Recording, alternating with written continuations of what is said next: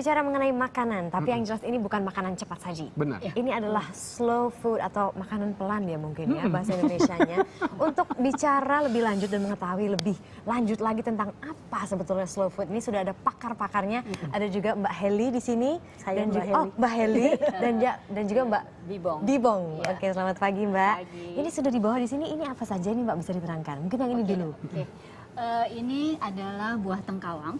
Jadi sebenarnya pohon tengkawang itu biasa kita kenal dengan meranti. Kayu meranti. Dan di Kalimantan itu khas itu ada di Kalimantan dan terutama di Kalimantan Barat. Jadi pohon ini sebenarnya meranti ada 22 spesies di Indonesia dan Indonesia yang paling kaya.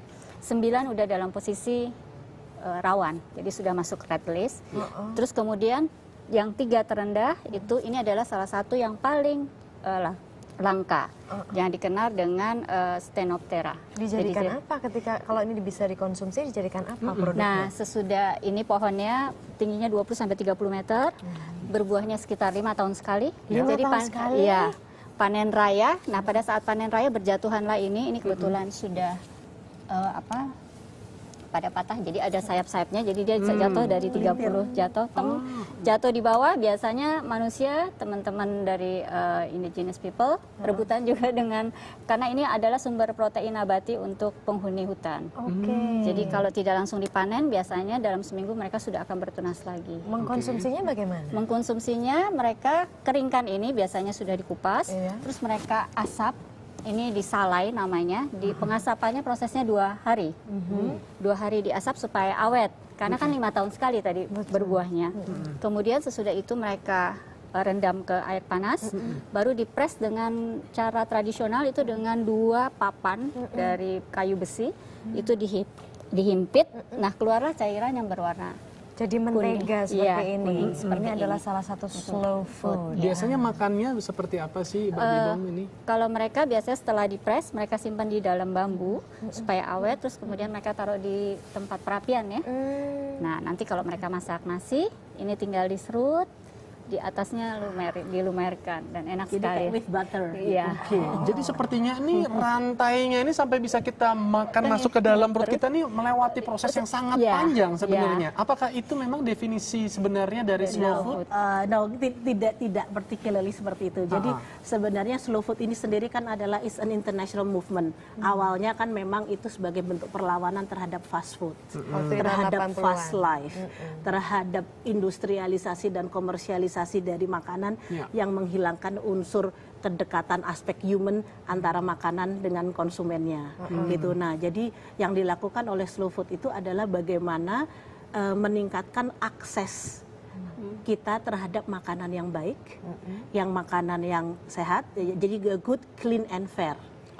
Gitu, artinya makanan yang baik itu harus enak. Kalau nggak enak juga mau sesehat apapun kita juga nggak mau makan. Bosan, ya. Benar. Gitu. Nah, kemudian harus clean. Clean artinya clean untuk tubuh kita. Ya kan, artinya itu it's healthy for us. Kemudian clean untuk produsennya, dalam arti apabila petani itu kemudian dia menanam dengan pestisida contohnya, itu darahnya kan pasti terkontaminasi. Ya kan? Dan statistik pernah dilakukan statistik di tahun 2000-an awal di Magelang itu 90% dari petani kita itu darahnya sudah tercemar dengan pesticides.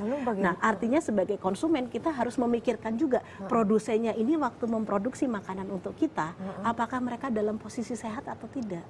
Gitu, artinya it has to be clean for us, it has to be clean for the produsen, dan it has to be clean for the environment. Artinya apa? Udah pasti akan goingnya dengan natural ways of growing things gitu, dengan pertanian yang berbasis alami lah ya gitu. Apakah itu organik atau alami atau kita mengatakan adalah kearifan lokal gitu, pertanian yang berbasis dengan kearifan lokal. Nah, kalau misalnya kita mau nih ya, kita mau mengikuti, kan tentunya semua orang juga pengen mengikuti 3 prinsip tadi, bersih, sehat, satu lagi fair. Nah, fair for konsumennya, fair for produsennya, tapi juga fair juga untuk binatang-binatang yang diternakan.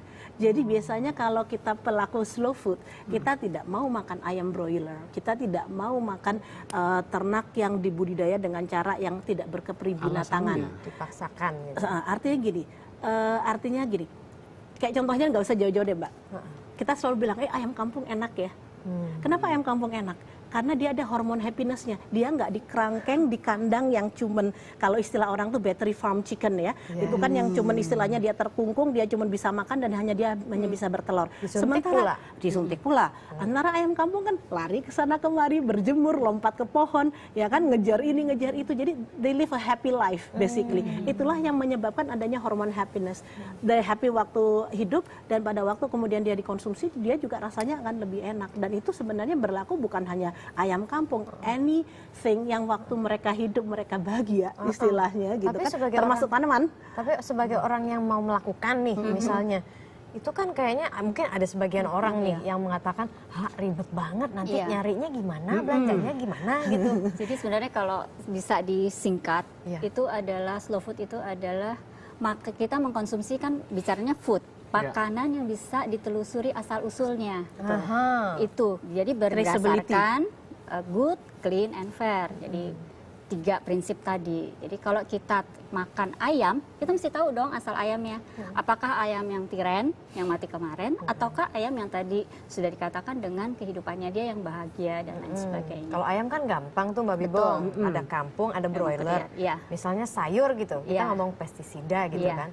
Taunya dari mana kalau kita ke pasar swalayan terus ngelihat label apakah ada nama gitu. Biasanya memang iya ada yang menyebutkan organik, tapi terus terang kalau di dalam komunitas slow food, kita mulai konsepnya adalah begini, produksi dulu apa yang kita bisa produksi untuk diri sendiri. Nanam sendiri maksudnya? Nanam sendiri. Waduh. Budidaya sendiri. And it's very simple, even kalau kita tinggal di apartemen, for example, ada tanaman-tanaman yang taruh aja di dekat jendela, kayak yang sprout itu, jadi artinya masih kecambah lah gitu ya. Itu kan juga a good source of sayuran, dan itu proteinnya 19% lebih tinggi dibanding kalau yang sudah besar. Dan itu tidak perlu matahari, you can grow it even di dalam gitu kan. Memang jangan mengharapkan kemudian dapat yang buah yang besar-besar dan segala macam, tapi ada jenis-jenis tanaman yang you can even tanam itu di dalam rumah gitu. Nah, dan sekarang kan lagi tren sekali sprout microgreens yang daun yang kecil-kecil. Dia relatifly tidak terlalu banyak perlu tanah, bahkan sprout nggak perlu tanah sama sekali, cukup air direndam. Istilahnya agak moist ya gitu, agak lembab gitu. Kalau kita waktu SD gitu ya. Gitu. Nah, sekarang juga yang Mbak Heli dan Mbak Bibong ada bawa lagi apa nih selain? Jadi sebenarnya ini keseluruhan ini adalah kalau di dalam slow food itu kita mengenal konsep yang namanya arc of taste. Arc of taste itu adalah produk-produk atau budaya yang sudah mau punah yang kemudian kita data kembali dan kita hidupkan kembali. Salah satunya tengkawang. Salah satunya kayak bikin tengkawang, karena kayak pohon tengkawang itu kan karena meranti. Pohonnya bagus, kayunya bagus. Banyak sekali illegal logging yang membabatin meranti itu gitu. Nah, sehingga itu berpotensi untuk punah gitu. Nah, kemudian di sana itu ada bunga telang. Teh bunga telang warnanya cakep ya, kayak Fanta biru ya. Ini kita menunjukkan bahwa betapa kita kaya dengan pewarna makanan alami. Nggak perlu kita pakai yang chemical base, even yang plant base aja yang basisnya tanaman banyak sekali. Nah, ini salah dimasukkan satunya. ke sini, jadi warnanya betul, begini. warnanya jadi begitu diseduh. Saya pikir tadi ini spiritus loh. Bukan ya? Ini aman nih. Aman. Serius? Serius, silakan. Silakan. Bener nih. Sifatnya No flavor. basah. Ada yang kamu minum, aku makan ini deh, beeswax. Ini ada beeswax. Bu Bibong dan juga Mbak Heli, ini tolong doakan mudah-mudahan dengan minum ini saya juga menjadi keturunan ningrat, darahnya juga darah biru. Mungkin sebentar lagi wajahnya berubah biru, Mas. Bismillahirrahmanirrahim. Enak. Nggak ada rasa, no flavor. Oh iya ya. Enak No kan? flavor. Enak. Tapi ada aroma yang segar ya dari aroma flowery, ada flowery. Nah, silakan Mbak Marisa, silakan bunganya bisa dimakan langsung. You can eat it directly. Oh my goodness. Jadi kalau misalnya bikin salad, nah tambahkan itu si bunga. Nah, yang menarik dari bunga ini aslinya itu adalah dari Ternate. Makanya nama latinnya adalah Clitoria ternatea. Tetapi justru di daerah Ternate, di daerah itu sulit sekali untuk menemukan. Jadi sudah mulai dalam posisi udah mau punah. Enak, jangan dihabiskan. Bener nih, silakan. Silakan. Bismillah. Aman, Emang belum aman. sarapan sih. Manis, Silakan. kayak bayam ya. Iya loh. Ya kan? Nice kan. Enak ya. Kayak bayam ini. Jadi saya pemakan makan. bunga ya. Oh iya. Kok jadi doyan? Kumaha eta?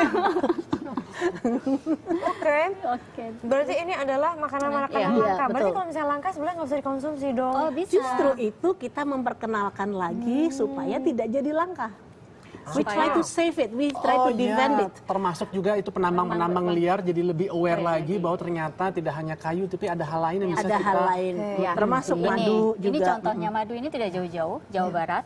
Tapi diperhatikan, silakan kalau mau dicoba, Gimana cara dipotong. nyobanya? Ini sudah Disesep-sesep. aja, saya sesep Oke, aja di disesep awal. aja ini yang Dipotong kecil terus ya. disesep. Oke. Jadi Sekaligus juga dong Mbak Heni, kita pengen ini Mbak Heli kalau kita kepengen menjadi anggota atau pengen tahu lebih lanjut nih mengenai slow food nih, karena kayaknya mungkin informasi kan terbatas sekali nih kalau sekarang aja nih, gimana kemana? Masuk aja ke websitenya Slow Enak Food, kan? www.slowfood.com. Oke, Ya. slowfood.com. Ya, nanti di situ ada pilihan Join Us. Alright. Nah, memang kalau Slow Food ini memang membershipnya itu dia bisa per apa namanya istilahnya kita nyebutnya convivium, itu per area. Nah, nanti waktu join walaupun memang kita masuknya ke website internasional nanti akan ada pilihan mau ikut convivia yang mana. Saat ini di Indonesia ada 4 convivia, Jakarta Kemang, Jakarta Jabodetabek, Jogja dan Bali. aku mau ikut slow food. Good movement. Terima kasih loh. Nah, Bobby Bong juga Ini yang Terima garam. kasih. Ini yang garam dari Kusamba dan ini sangat artisanal salt. Oke. Kenapa? Karena dia tidak diproduksi di kolam-kolam seperti garam biasanya, tapi dia dikeringkan di atas balok kelapa, kemudian di hand scrap satu persatu. Baik, tapi Oke. tentunya masih banyak lagi varian yang lain tuh sampai nggak bisa ngomong gara-gara Oke, terima